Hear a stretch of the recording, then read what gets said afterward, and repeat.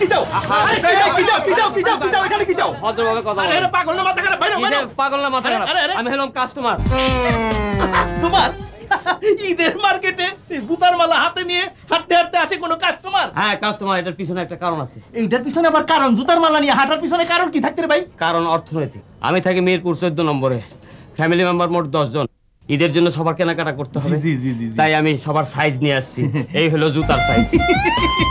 খুব ব্রেনি মানুষ তো আপনি। এই ব্যাগের মধ্যে কি ভাই? ব্যাগের মধ্যে সকলের সাইজের একখান করে কাপড় আনছি। আচ্ছা ভাই, এত ঝামেলা কইরা এই কাপড়ের মাপ, জুতার মাপ এসব না নিয়ে আসা পুরা ফ্যামিলির এখানে আসলে সুবিধা বেশি হতো না? না না, অসুবিধা হইতো, বরং না আনাতে বেশি সুবিধা হয়েছে।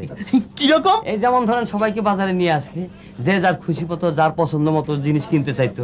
10 দোকান ঘোরাঘুরি করতো, তাতে সময় নষ্ট হইতো, এনার্জি নষ্ট হইতো।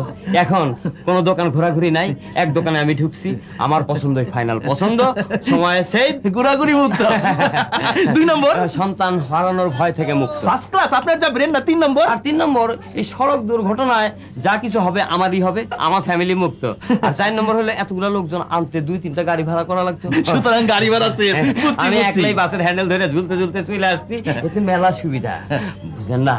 স্বল্প বেতনে চাকরি করি তো, তাই ব্রেনটারে খাটাইয়া জীবনটারে আগুয়ে নিতেছি। First class. আচ্ছা ভাই, জি জি। আপনি কত টাকা বেতন পান? মাসে 3000 টাকা। 3000? জি। আমি আপনার 6000 টাকা বেতন দেবো। আপনি চাকরি ছাড়েন, আমার দোকানে বসেন, আপনার বুদ্ধিতে আমার ব্যবসা তরতর করে আগুয়ে যাইব। বুঝছেন? কি কইলেন স্যার? আরে বুদ্ধিমান মানুষের ইজ্জত করুন দরকার।